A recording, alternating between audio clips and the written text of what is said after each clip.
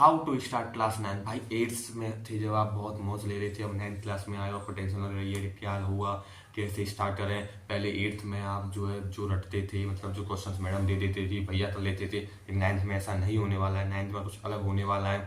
भाई 8th class में मुझे अलग थे, लेकिन 9th में जो है सिलेबस बड़ा हो जाएगा। सो अब आप सोच रहे हो भैया जी क्लास 9 को ऐसे कैसे स्टार्ट करें थे। भाई बैकलॉग बने ही ना, और भाई हम क्लास में जो है टॉप कर जाएं और अपना जो है सारा सिलेबस कवर करके मौज लें, जबकि फाइनल हो वहाँ पर टेंशन ना लें, और अपनी 10th को भी एक बढ़िया स्टार्ट दे पाए, जिससे कि आज आप वो मेहनत करना सीख जाओ तो 10th में आपको हेल्प करेगी और 10th में आपका सिलेबस को कवर अप करने में भी मदद करेगी। तो सबसे पहले कि आपका जो है सिलेबस चेंज होता है। जब तक आपका सिलेबस चेंज नहीं होता जब तक आपको लेनी है मौज। अगर आपके 8th के फाइनल एग्जाम हुए हैं तो कोई टेंशन नहीं लेने की जरूरत नहीं है, और नहीं हुए हैं तो उनको दो, उसके बाद लेनी है मौज जब तक वो सिलेबस ना आ जाए। जैसे आ जाता है सिलेबस, उसके बाद मैं आपको बता दूंगा क्या करना है, कौन कौन से लेक्चर से पढ़ना है सिलेबस आने के बाद। लेकिन अभी जो है आपको जो है मौज लेनी, क्योंकि आपका अभी आप पढ़ना स्टार्ट मत करना। आपने पढ़ना स्टार्ट कर दिया तो बहुत सारा सिलेबस चेंज हुआ है, बहुत सारा सिलेबस ऐड हुआ है, जिससे कि आपको जो है कुछ गलत भी पढ़ सकते हो। जैसे कि सेल चैप्टर था उसमें 10 से ऐड हो गया है, और एडवांसमेंट्स थे जो कुछ रिलेटेड हुए हैं, और मैथमेटिक्स में पहले 12 चैप्टर थे अब 15 हुए हैं।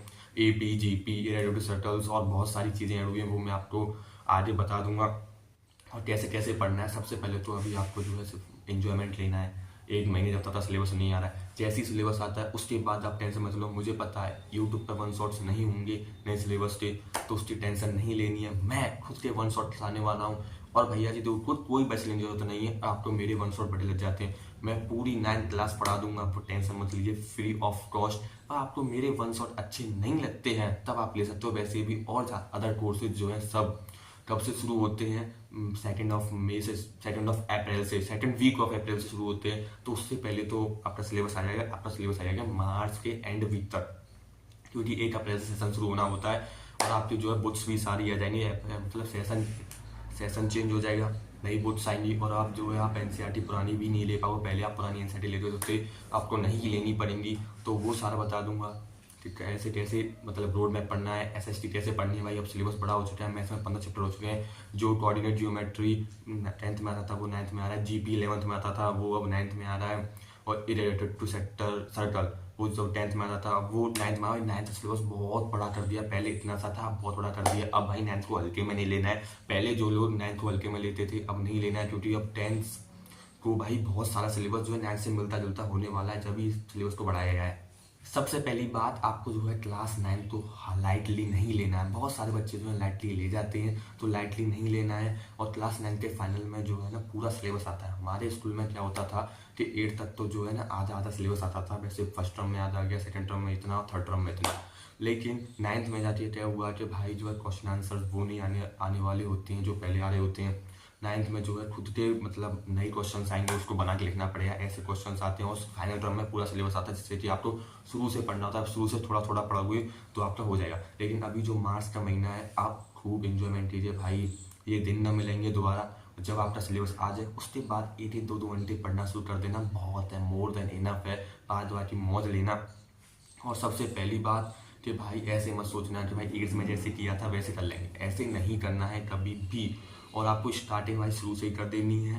और भाई ज़्यादा रेफरेंस बुक भी मत लेना, भाई नया सिलेबस आया तो बहुत सारी बुक्स आएंगी, भाई यहाँ से वैरायटी क्वेश्चन कर लो, यहाँ से वैरायटी क्वेश्चन कर लो, बहुत सारे कोर्सेज बेचने आएंगे, तो कोई टेंशन नहीं है लेने की जरूरत। आप जो है अपनी बुक पढ़ोगे, बुक में भी अब क्वेश्चन आने वाले हैं। मैथ में प्रोफिशिएंसी लेवल, एडवांस लेवल आने वाली है। जो प्रोफिशिएंसी लेवल करना था प्रोफिशिएंसी कर सकता है, मैंडेटरी वैसे तो एडवांस ऑप्शनल है, उसको कर लेना भाई, मोर देन इनफ हो जाएगी। आपको ज़्यादा क्वेश्चन करने की जरूरत नहीं पड़ेगी, इतना एडवांस कहाँ जा रहे हो, एडवांस वाइज NCERT में दे दिया। और ज़्यादा वैरायटी नंबर ऑफ क्वेश्चंस भी करने हैं तो आप उसके बाद जा सकते हो किसी रेफरेंस पर, वो आने आएंगी भाई। क्वेश्चन बैंक निकालेंगी कंपनियाँ, तो भाई देखो मेरे हिसाब से तो आपको लेने तो मतलब बनता नहीं है क्लास 9th में, क्योंकि आप जो है NCERT से पढ़ लेना, दैट इज इनफ है, इनफ है।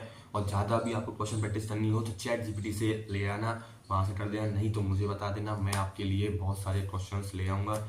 और मिलते हैं जब सिलेबस आता है, उसको उसके बाद बताने वाला हूँ कि भाई कैसे पढ़ना है एक एक चैप्टर को दिन बाई दिन। और मैं अपनी भी वन शॉट्स लाने वाला हूँ इसी चैनल पे, अच्छी लगे तो पढ़ लेना पूरी साल पूरी ईयर, नहीं तो भाई फिर आप किसी और से पढ़ सकते हो, क्योंकि सिलेबस तो चेंज हुआ है। सब कोर्स पे चाहिए, कोर्स लेना है, फिर आपको सबका कोई ना कोई तो कोर्स लेना पड़ा, नहीं चाहते हो कोई बात नहीं, सेल्फ स्टडी कर लेना, self study is the key है।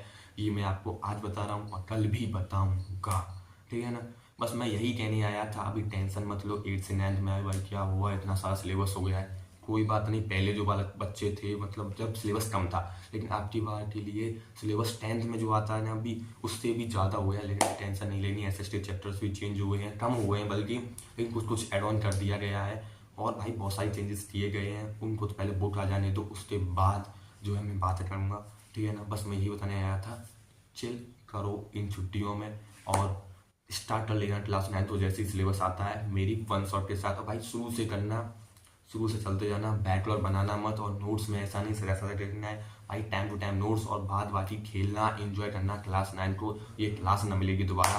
Thanks a lot for watching this video. और हाउ टू मेक नोट्स, भाई ये सब तो आप वीडियो देख सकते हो। मैं अब सीधे मिलता हूँ जैसे बुक्स आती हैं उसके बाद। Thanks a lot for watching this video.